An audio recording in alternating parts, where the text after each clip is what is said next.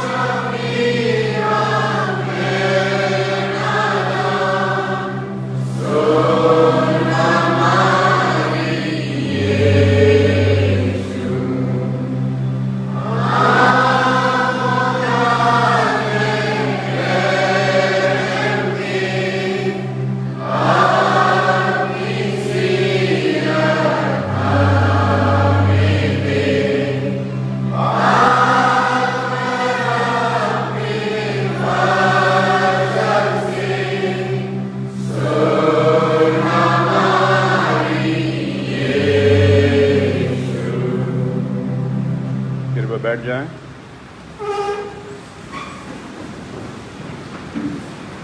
पहला पद जो क्रूस से प्रभु यीशु जी ने कहा वो इस प्रकार से है, प्रभु जी इन्हें क्षमा करो क्योंकि ये नहीं जानते कि ये क्या कर रहे हैं। Forgive them as they do not know what they're doing। इस पद को जब हम अपने ध्यान में लाते हैं तो ऐसा प्रतीत होता है कि ये पद सारे पदों का एक निचोड़ है। प्रभु यीशु जी इस संसार में पापियों का उद्धार करने के लिए आए, और अगर हमारे पाप प्रभु जी क्षमा ना करते तो आज हम यहाँ ना बैठे होते, ना हम किधर होते। इसीलिए इस पद का महत्व समझने के लिए हमें ये जानना जरूरी होगा कि प्रभु यीशु जी ने ये पद किन लोगों के लिए क्रूस पर लटकने के बाद में कहे। मत्ती रचित सुसमाचार उसका 26वां अध्याय का 67 और 68 पद, 67 और 68 पद ये कहता है कि उन्होंने उसे घूंसे मारे और उन्होंने उस पर थूका, और उन्होंने उसे घूंसे मारे और प्यादों ने उसे थप्पड़ मारे। ये जानने की हमारी यहाँ जरूरत पड़ती है हमें कि प्रभु जी ने उस स्थिति में जब वो क्रूस पर लटके हुए हैं किन लोगों की ओर ये इशारा किया कि प्रभु जी इन्हें क्षमा करो, ये नहीं जानते कि क्या कर रहे हैं। मत्ती रचित सुसमाचार में आपने सुना कि कुछ लोग ऐसे थे जिन्होंने उसके ऊपर थूका, कुछ लोग ऐसे थे जिन्होंने उन्हें घूंसे मारे, कुछ लोग ऐसे थे जिन्होंने थप्पड़ मारे। ये एक बड़ी दयनीय सिचुएशन है उस प्रभु की जिसने ये सब अपने लिए नहीं बल्कि हमारे लिए सहे। ऐसी सिचुएशन में वो प्रभु उन लोगों को माफ कर देने की बात परमेश्वर से कर रहे हैं। अगर मरकुस रचित सुसमाचार उसका 14वां अध्याय का 65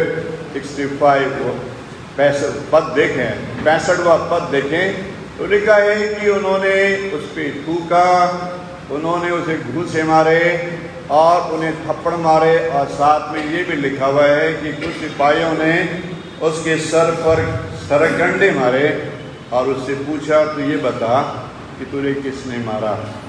ये सिचुएशन हमारे सामने एक बहुत ही डिफ़िकल्ट सिचुएशन क्रिएट कर रही है कि एक व्यक्ति, एक प्रभु जिसके साथ में ये सब किया जा रहा है। अगर हम इससे थोड़ा आगे बढ़ते हैं तो लूका रचित समाचार उसका 22वां अध्याय के 66वें पद में भी आपको यही देखने के लिए मिलेगा। और 23वें अध्याय लूका रचित समाचार उसका 23वां अध्याय का 11वें पद में लिखा है कि हेरोदेस और उसके सिपाहियों ने भी मिलकर प्रभु का अनादर किया।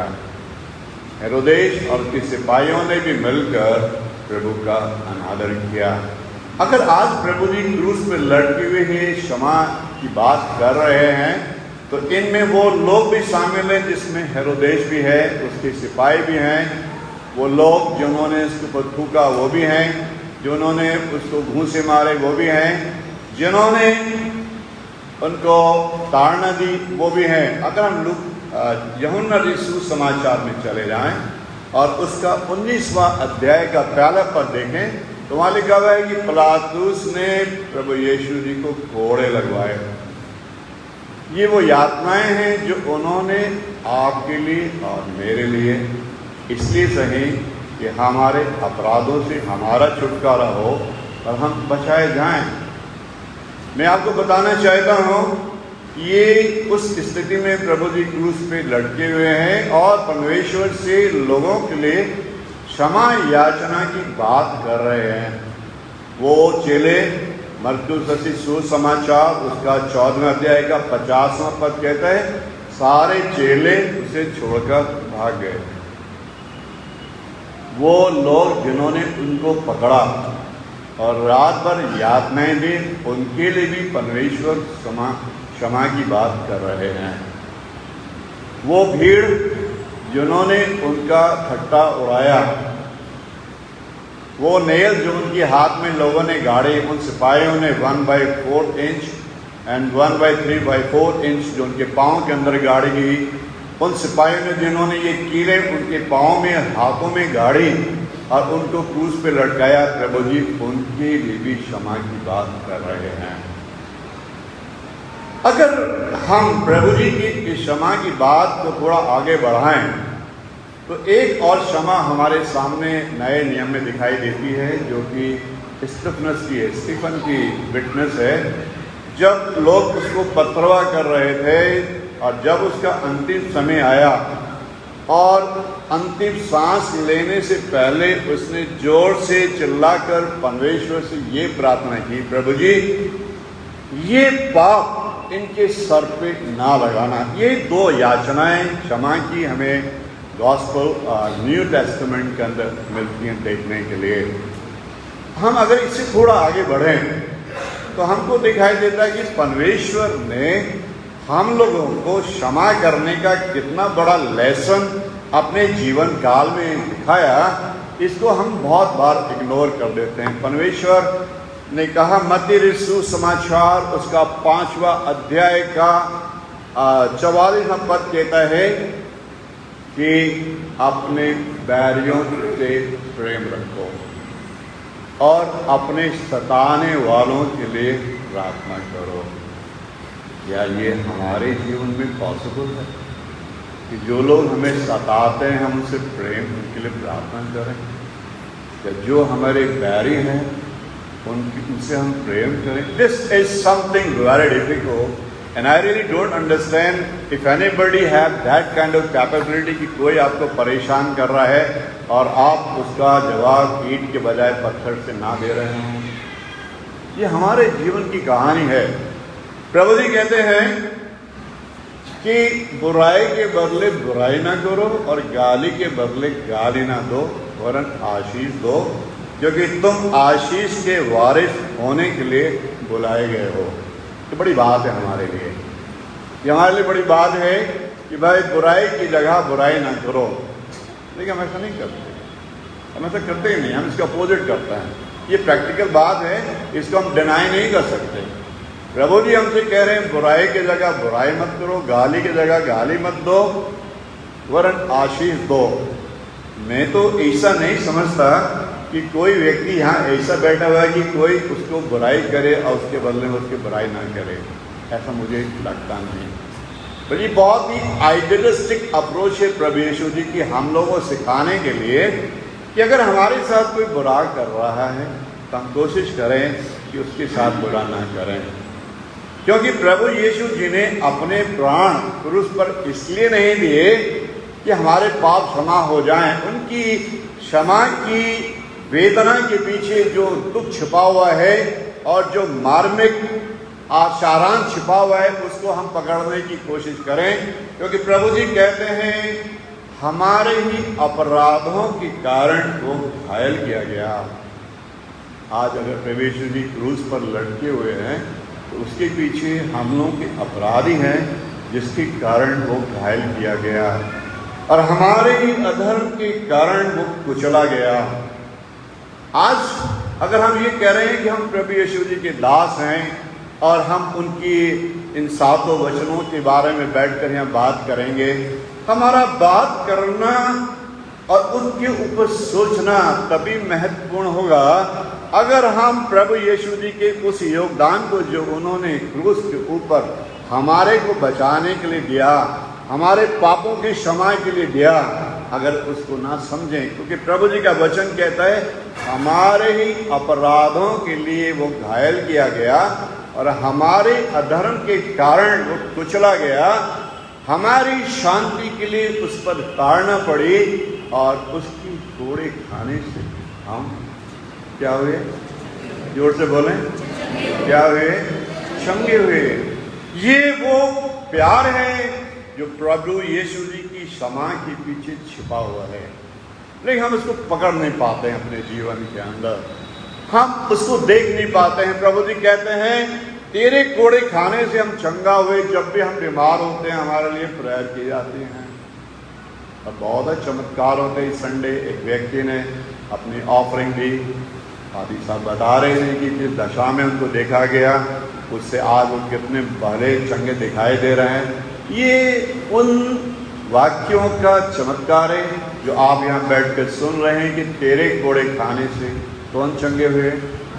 कौन चंगे हुए? हम चंगे हुए।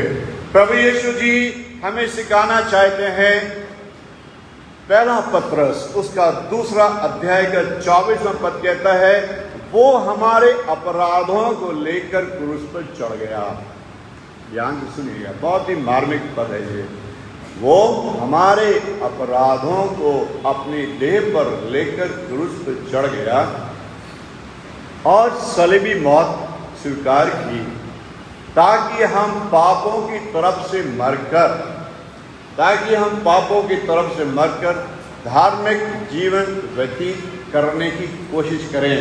प्रभु जी की क्षमा के पीछे अगर कुछ छिपा हुआ है तो उनका प्यार है जो वो हम लोगों से करते हैं और हम लोगों को नया जीवन दान देना चाहते हैं कि तुम पापों से पछताव करके धार्मिक जीवन का जीवन जीने की चेष्टा करो। जैसा आपने सुना कि उनके मुंह पर थूका गया। अभी एक प्रैक्टिकल बात मैं आपके सामने रखना चाहूँगा जो कि आपको बताएगा कि ये जो पद आपने सुने हम इनको कहाँ तक फॉलो करते हैं, या हम उन्हें केवल सुनने के लिए ही बैठे हैं, या हमने सुन लिया बस उतना हमारा काम हो गया। मैं एक सीन आपके सामने क्रिएट करूँगा जिससे आपको पता लगेगा कि प्रभु यीशु जी को आप कितना प्यार करते हैं और उनकी दी हुई शिक्षा को आप अपने डेली जीवन में कितना निर्वाह करते हैं। चारों पदों के चारों गॉस्पेल के अंदर ये बात बहुत क्लियरली लिखी गई कि उनके मुंह पर थूका गया। आज ऐसा माने आप, अगर कोई व्यक्ति आज आपके मुंह पर थूके, मेरी बात का बुरा नहीं मानना, मैं एक प्रैक्टिकल सिचुएशन क्रिएट कर रहा हूँ। अगर कोई व्यक्ति आज आपके मुंह पर थूके तो आपका क्या रिएक्शन होगा?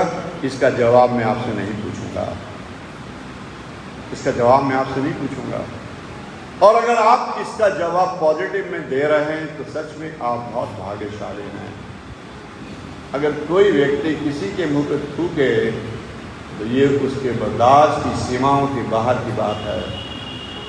लेकिन आज अगर प्रभु यीशु जी ने इस सिचुएशन को एक्सेप्ट किया कि लोगों ने उनके मुंह पर थूका और उसके बाद भी उन्होंने प्रभु जी से कहा इन्हें क्षमा करो, ये नहीं जानते ये क्या कर रहे हैं, तो सच में ये काम केवल प्रभु यीशु जी ही कर सकते हैं, केवल हमारे लिए और आपके लिए। ये बड़ी बहुत ही दानी बात है जो मैं आपसे कर रहा हूँ। दूसरी बात, उनको घूंसे मारे। अगर आज लड़ाई हो जाए और कोई हमें घूंसा मारे तो हम ताली नहीं बजाएंगे।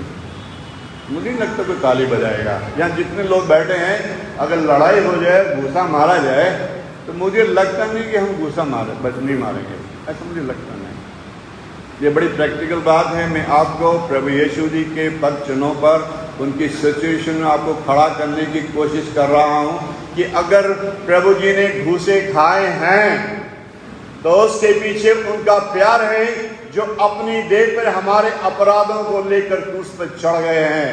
पहला पत्र उसका 2 अध्याय का 24वां पद हमें यही सिखाता है और हमें यही बताता है कि प्रभु यीशु जी अपने देह पर हमारे अपराधों को लेकर क्रूस पर चढ़े ताकि हमको जीवन मिले।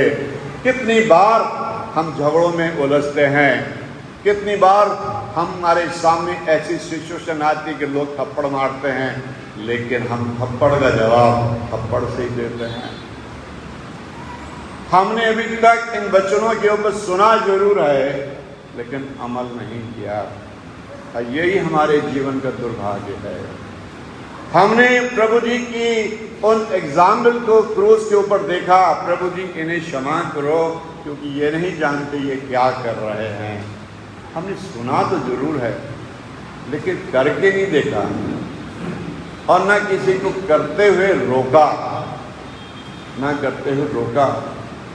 प्रभु जी का एक बहुत ही सामर्थ्य वचन में आपके सामने रखकर अपनी बात को खत्म करूंगा। प्रभु जी ने सारे निचोड़ को एक पद के अंदर रख दिया है जिसमें क्षमा भी दिखाई देती है, प्यार भी दिखाई देता है, सब कुछ ओझल, सब कुछ अच्छी तरह से दर्शाता है। प्रभु जी का वचन कहता है फिलिप्पियों की पत्र उसका 2 अध्याय का 5वां पद कुछ इस प्रकार से कहता है, जैसा मसीह यीशु का स्वभाव था वैसा ही तुम्हारा भी हो। इस पहले पद इस पद से बहुत मेल खाता है। जैसा प्रभु यीशु जी का स्वभाव था ऐसा ही हमारा भी हो। अगर इस पद को हम अपने जीवन में देखें तो लगता है हमारा स्वभाव कैसा है। मुझे इसका जवाब नहीं चाहिए, ये जवाब अपने मन में आते हैं। ये सब मसीह का स्वभाव था कि घूंसे खाने के बाद, थप्पड़ खाने के बाद, कोड़े खाने के बाद, क्रूस पे लटकने के बाद, जिल्लत सहने के बाद, सारी संवेदनाओं की सीमाओं को पूरी तरह से अब्सॉर्ब करने के बाद परमेश्वर से निवेदन कर रहे हैं, प्रभु जी इन्हें क्षमा करो, ये नहीं जानते ये क्या कर रहा है। What a joy to hear those sentences from the cross when he is pleading for those people who tortured him, who nailed him, who crucified him, who spit on his face, who thrashed him. It is something beyond my imagination. मैं जब इस पद को अपनाने की कोशिश करता हूँ तो बहुत बार फेल हो जाता हूँ, क्योंकि प्रभु जी कह रहे हैं जैसा मसीह यीशु का स्वभाव था वैसा ही तुम्हारा भी हो। जिसने परमेश्वर के स्वरूप में होकर भी परमेश्वर के तुल्य होने को अपने बस में रखने की वस्तु न समझा, पर अपने को शून्य कर दिया, दास का रूप धारण किया और मनुष्य की समानता में हो गया। और मनुष्य की समानता में होकर अपने आप को इतना दीन किया कि क्रूस मौत, बल्कि क्रूस की मौत भी सह ली। ये काम केवल प्रभु यीशु जी आप ही कर सकते हैं। ये ह्यूमन बींग्स के बियॉन्ड कैपेसिटी के है। ये अगर प्रभु यीशु जी ने ऐसा करा है तो हम बहुत भाग्यशाली हैं। प्रभु यीशु जी ने हमारे अपराधों को अपनी पीठ पर चढ़ाकर क्रूस की मौत सही है। दूसरा पहला पत्रस उसका दूसरा अध्याय का 24वां पद में यही सिखाता है कि उसने हमारे अपराधों को अपनी देह पर लेकर क्रूस पे चढ़ गया ताकि हमको धार्मिक जीवन मिले, क्योंकि उसके कोड़े खाने से हम छंगा हुए। प्रभु यीशु जी आपको बहुत आशीष दें। इस गुड फ्राइडे के दिन पर प्रभु जी आपको ये अवसर दें कि आप अपने आप को उनके दुखों के अंदर रखकर उनकी भावनाओं को समझने की कोशिश करें। जिस भावना में प्रभु यीशु जी ने वो सारे पद आपके लिए कहे। आइए हम प्रार्थना करें। हमारे बहुत ही कृपालु दयालु प्यारे प्रभु जी, बड़ी श्रद्धा विनम्रता से हम अपने स्वरों को आपके सामर्थ की चरणों में अर्पण झुकाते हैं। प्रभु जी निवेदन करते हैं प्रभु जी, हम जानते हैं आप हम अपराधों को अपने शरीर पर लेकर क्रूस पर चढ़ गए ताकि पाप का शरीर नष्ट होकर हम धार्मिक जीवन को पाएं। प्रभु जी हम जानते हैं आपके कोड़े खाने से हम छंगा हुए। प्रभु जी हम ये भी जानते हैं कि आपने हमारे लिए अपने मुंह पर थूकर हुए को भी स्वीकार किया। आपने हमारे लिए घूसे खाए, आपने हमारे लिए थप्पड़ खाए, जिल्लत खाई। प्रभु जी आप हम सबको ये वर दो कि हम आपके द्वारा व्यतीत किए गए अपनाए गए सब दुखों को प्रभु जी हम समझ सकें और उनके मतलब को अपने जीवन में अनुकरण करने वाले बन सकें। प्रभु जी आप हम सबको आशीष दें और ये गुड फ्राइडे का अवसर हम सब के लिए आत्मिक अवसर बनाएं। प्रभु जी ये प्रार्थना आपकी सामर्थ्य विजयी नाम होकर मांगते हैं। आमीन।